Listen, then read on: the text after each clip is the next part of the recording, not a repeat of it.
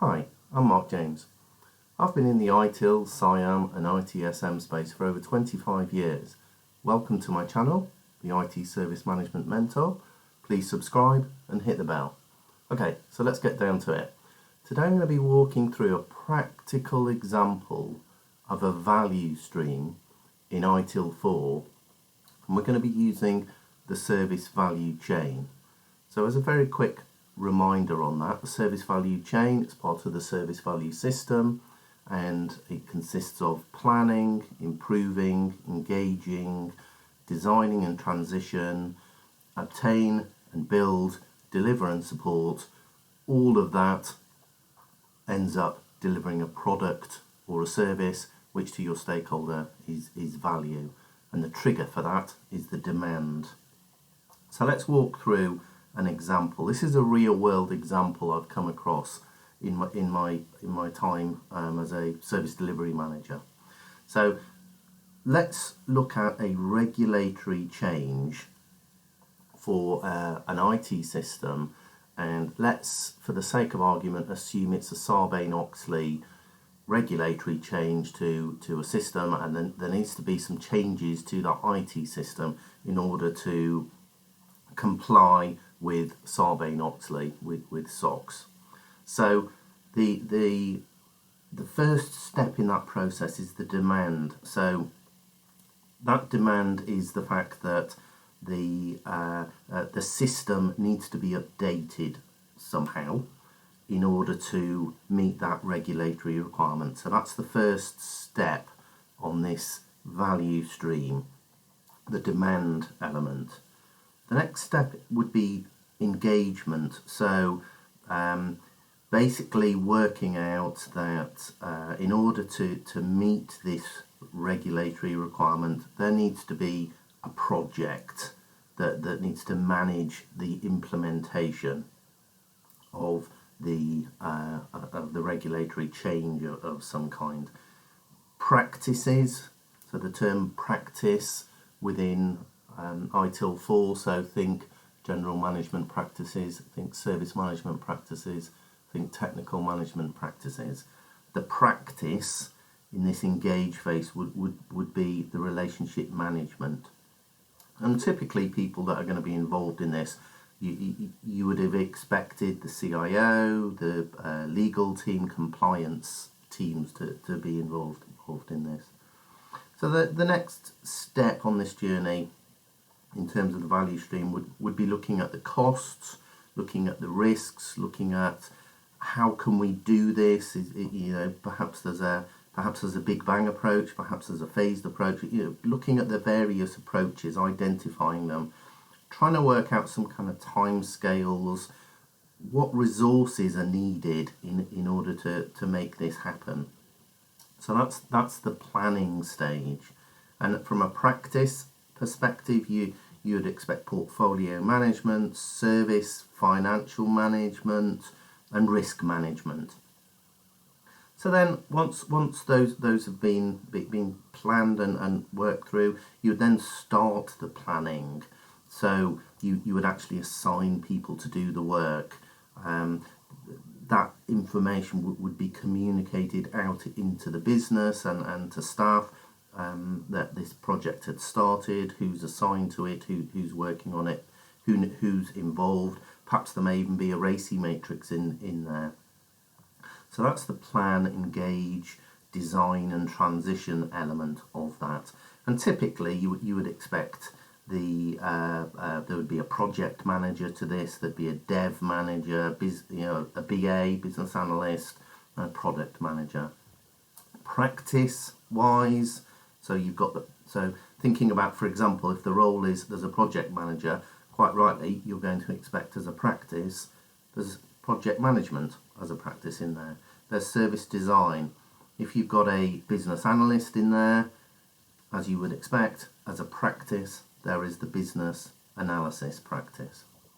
So then moving on, each software team would then go through their backlog, they would develop codes for their areas, they would develop tests to be included in the automated pipeline, and there would be lots of development, software development type activities. So you would look for code as an approach to be automatically integrated and tested, let's say a couple of times a day, and that ensuring that code written by different teams actually works. So quite an important point there. So that from a value chain activity perspective, that's the obtain and build stage, and practices would be typically the software development and management, service validation and testing, and service design.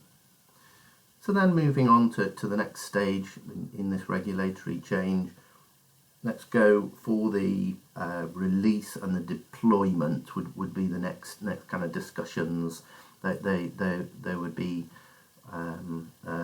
discussed in terms of how we're going to do this, what level of testing is needed, who's actually going to authorize each deployment, and agreeing those before deployment actually begins.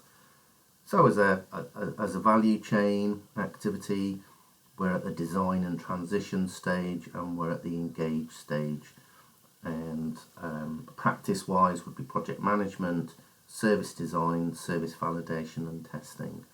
Typical roles that you would expect at this stage would be the PM, the dev manager, and various dev teams, perhaps software dev teams, a development manager, and a compliance manager. Then the next stage would be the activity would be around deploying. The deploying of the new software is triggered as soon as it's ready. So in this example, we'll make an assumption that change requests are not required for this, because the risk assessment has been carried out much earlier, and automation has ensured that the code is being delivered out into the ecosystem exactly as it was expected, exactly as thought, exactly as planned. And that's the obtaining, build, design and transition value chain activity. And from a practice perspective, we would expect service design, organisational change management. So there may be a change in the way that this works that needs to be perhaps considered in terms of how people use the system. People may well have been used to using the system in a particular fashion, and this regulatory change may well mean there's a change to their working practice. So the organisational change management practice is an important element here for the user base. Deployment management, service configuration management practices would also be expected. And then where you are actually trying to get to with all of this activity is the value. That's the absolute. So the initiation of these activities come from the demand. You go through a service value chain, and you map those value streams, and the end result is you get to that value piece. So the updated service is evaluated to make sure that it meets whatever these Sarbanes-Oxley requirements were. I'm just thinking through my particular example here, and people that were involved in that particular activity were the legal teams, were compliance. We actually had a SOX analyst for the company I was working for at the time, but also the CIO and the PM. So they're evaluating, and they're basically saying, have we achieved that? And the answer was yes in this particular case. So then the functionality is released into the system, and the user base were informed, and there was an extra check and balance that was put into the system in order to meet that regulatory change, and users were notified, and there was a There was a training element there as well. Importantly, the service desk and the support staff were also informed, and documentation and training and something called a production acceptance document at the time was created, just to make sure that the service desk and the staff knew this extra piece of functionality had been enabled with the system, and how to support that element. So the service desk and the staff were made aware and were trained and informed, and there was documentation about that. And of course the service catalogue was updated. So the value chain activity in that particular stage was around engagement, it was around design and transition.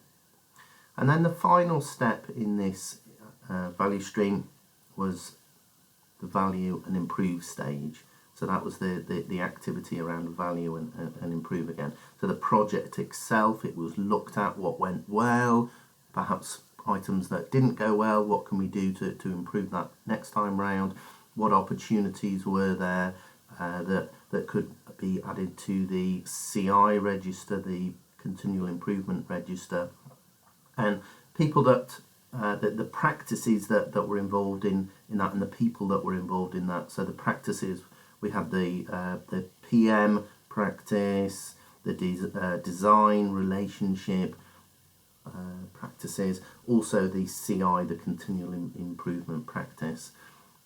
People that were involved in that activity was the PM, the dev manager, the CIO, various representatives from legal and from compliance, and also in this example we had the SOX analyst involved in the activity as well.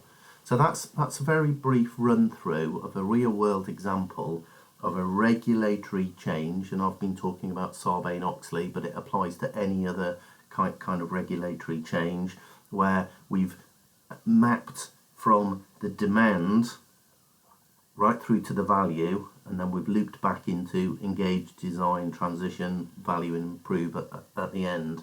But hopefully this will give you a bit of an insight if you're studying the ITIL Foundation exam or any other ITIL4 activities. It will give you a real world example of how do you use that service value chain that you see in the ITIL books. Here's an example, and what I typically do is I either flow it out as to how you can on the screen in terms of a linear line, but actually you will note it's not linear. It kind of links into different parts of section and then loops back and goes back into various areas. So it's not a linear line. I was just using this as an example.